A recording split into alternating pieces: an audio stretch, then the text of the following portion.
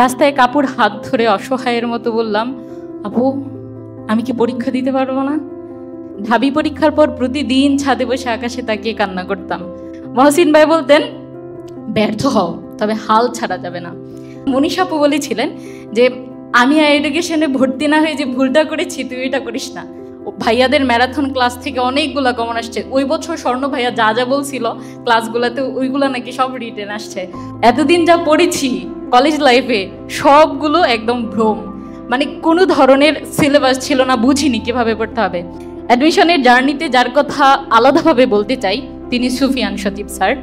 আমি বিশ্বাস করি বাংলাটা শুধু ওনার জন্যই। রেজাল্ট দিল, আমি কাঁদলাম আবারও, এতদিন লুকিয়ে আজকে আম্মাকে নিয়ে। আম্মা আব্বাকে রেজাল্ট বললেন, আব্বা 3 বার শুনতে চাইলেন, কি আমার মেয়ের চান্স হয়েছে? আলহামদুলিল্লাহ আলহামদুলিল্লাহ। স্বপ্ন দেখাও স্বপ্ন দেখো, স্বপ্ন করো চাষ, স্বপ্ন হবে তোমার সমান, স্বপ্ন ঘরে বাস। Education a mark of success কর্তৃক আয়োজিত আজকের এই সংবর্ধনা অনুষ্ঠানে উপস্থিত সম্মানিত শিক্ষকবৃন্দ, শ্রদ্ধেয় অভিভাবকবৃন্দ এবং আমার সহযোদ্ধারা, আসসালামু আলাইকুম। সুদীর্ঘ প্রতীক্ষা এবং পরিশ্রমের পরিণতি আজ দৃশ্যমান। বিশ্ববিদ্যালয় জীবনের এই প্রথম প্রভাতে প্রতিটি ক্ষণে সৃষ্টিকর্তার প্রতি কৃতজ্ঞতা জ্ঞাপন করছি।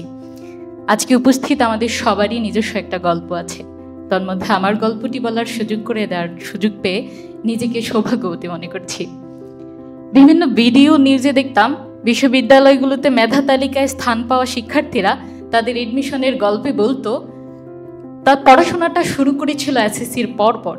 সেজন্য আমিও এসএসসির পরপরই বই কিনে পড়াশোনা শুরু করে দিয়েছিলাম। কলেজের একাডেমিক পড়াশোনার সাথে সাথে এডমিশনের জন্য পড়তাম। একদিন কলেজে চান্সপ্রাপ্ত বড় অপুরা আসলেন, ওনারা তার মধ্যে মনীষ আপু বলেছিলেন যে আমি এডুকেশনে ভর্তি না হয়ে যে ভুলটা করেছি তুই এটা করিস না।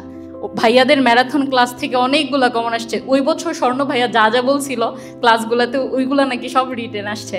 বাট আপু বলছিল যে আমি যেন এডুকেশনে ভর্তি হই।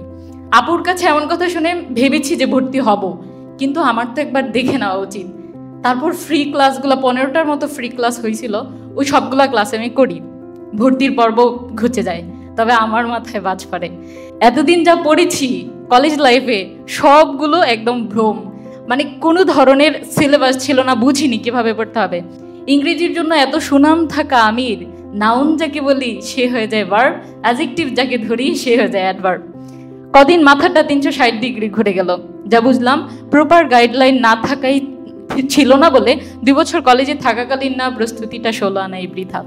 তারপর কুরিয়ারে আসলো এডুকেশনের lecture sheet, course plan, routine আর আমার মাথা ঘোরানোর মহা ঔষধ ডিও টার্গেট বুক। আমি মূলত ডিও আইসিইউ ব্যাচ 1.0 স্টুডেন্ট ছিলাম। যথারীতি ক্লাস করেছি, পরীক্ষা দিয়েছি, ব্যর্থ হয়েছি। মহসিন ভাই বলতেন, ব্যর্থ হও, তবে হাল ছাড়া যাবে না। আমার এখনো মনে আছে ভাইয়ার কাছে আমরা টি শার্ট চাওয়ার পর ভাইয়া বলেছিল আগে চান্স পাওয়া পরে টি শার্ট দিব। অ্যাডমিশনের জার্নিতে যার কথা আলাদাভাবে বলতে চাই তিনি সুফিয়ান সচিব স্যার। আমি বিশ্বাস করি বাংলাটা শুধু ওনার জন্যই। এত তেতো ব্যাকরণ যে এমন সহজ হয়ে যাবে ভাবিনি। দেখতে দেখতে সময়গুলো চলে গেল। যদিও এটা চট্টগ্রাম বিশ্ববিদ্যালয়ের কৃতি শিক্ষার্থী সংবর্ধনা অনুষ্ঠান, তবুও আমি আমার ঢাবির গল্পটা বলতে চাই। পরীক্ষার আগের দিন ঢাকায় আমার এক খালার বাড়িতে যাই। রাতটায় ঘুম হয়নি। একটা স্টোরি দিব বলে লিখেছি, এটা পৃথিবীর দীর্ঘতম রাত। পরে আর দেইনি, ভাবলাম যদি চান্স না হয়। সন্ধ্যা থেকেই আমার ভেতর কেমন অস্থির হয়েছিল। ঈশায় কাঁদলাম, তাহাজ্জুদে কাঁদলাম, ফজরে আম্মা আর আমি একসাথে কাঁদলাম। আম্মা রোজা রেখেছিলেন, আমি কাগজপত্র ফাইলে রাখছি। হঠাৎ দেখি আমার প্রবেশপত্র নাই। খুঁজলাম, আবারও খুঁজলাম, কোথাও নাই। আম্মা ভরসা দিলেন, রাস্তায় তো দোকান পড়বেই, আবার তুলে নেব।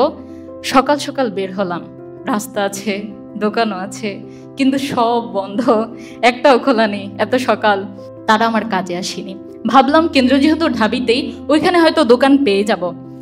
আর মেট্রোতে যেতেও সময় লাগবে না, খালু ছিল সাথে। মেট্রোতে যেতেও সময় লাগে না ঠিকই, কিন্তু মেট্রোতে উঠতেই পারছিলাম না। এটার কোনো রকম আমি আর আম্মা উঠতে পারলেও খালু উঠতে পারেনি। মেট্রো চলে আসলেও তাই উনি আসেননি। ভাবলাম এই ফাঁকে প্রবেশপত্রটা তুলে আনি। ঢাকা আমি আর আম্মা দুইজনেরই অচেনা পুরোপুরি। মানুষকে জিজ্ঞাসা করতে করতে আমার গলা শুকিয়ে যাচ্ছিল কোথায় দোকান, কিন্তু কোথাও দোকান পাচ্ছিলাম না। পরীক্ষার মাত্র 30 মিনিট বাকি, ক্যাম্পাসে এত মানুষ, কিন্তু আমাকে হেল্প করার মতো কেউ নাই। আম্মা আল্লাহর কাছে দোয়া করছেন, আমি হন্যে হয়ে খুঁজছি। আম্মাও আমার সাথে সাথে যাচ্ছেন। আরো 5 মিনিট সময় চলে গেল। রাস্তায় কাপুর হাত ধরে অসহায়ের মতো বললাম, আপু আমি কি পরীক্ষা দিতে পারবো না? আপু আশ্বাস দিলেন। দুইটা ভাইয়া কি যেন বললেন। ওনারা আমাকে নিয়ে গেল একটা হলের সামনে। তারপর ওনারা বললো এডমিট কার্ডে পিডিএফটা দিতে। আমি ওনাদেরকে পিডিএফটা দিলাম।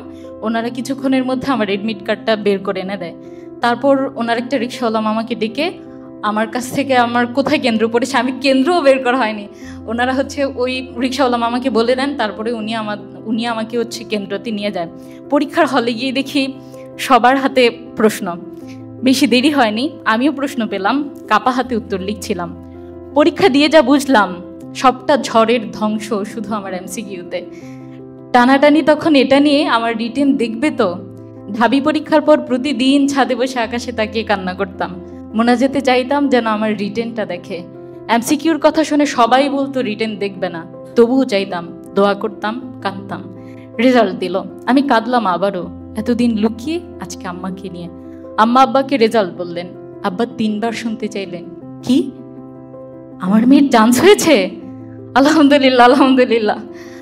আর আমি ভাবছি আল্লাহ কি করোনাটাই করলেন। এমসিকিউতে 30-এর কম পেয়ে শুধু রিটেনের জন্য আমার ঢাবিতে চান্স হয়েছিল, আলহামদুলিল্লাহ। শুরু থেকে ভাইয়ারা রিটেনে জোর দিতেন, তবে স্বর্ণ ভাইয়ার ক্লাস করলে রিটেনের জন্য আলাদা করে গদ্য পড়তে হয় না। আর এডুকেশনের ডিওআইসিউ ব্যাচে পড়লে অন্য বিশ্ববিদ্যালয়গুলোর জন্য আলাদা কোর্সের প্রয়োজন হয় না। ঢাবিতে চান্স হবার আগে অনেকগুলো বিশ্ববিদ্যালয়ে পরীক্ষা হয়েছিল। জাবিজুবির পরীক্ষায় সময় ফাহাদ ভাইয়া, জুবাইর ভাইয়াকে অনেক দূর থেকে দেখেছি, আর প্রতিজ্ঞা করেছিলাম চান্স পেলে ভাইয়াদের সামনে আসব। আল্লাহ তাআলা আজকে সেই সুযোগ করে দিয়েছেন। সৃষ্টিকর্তার প্রতি অশেষ কৃতজ্ঞতা, যিনি আমাকে কল্যাণময়ী মা দান করেছেন, কৃপা করেছেন, কাতর অবস্থা থেকে তুলে এনেছেন তীরে। আসসালামু আলাইকুম।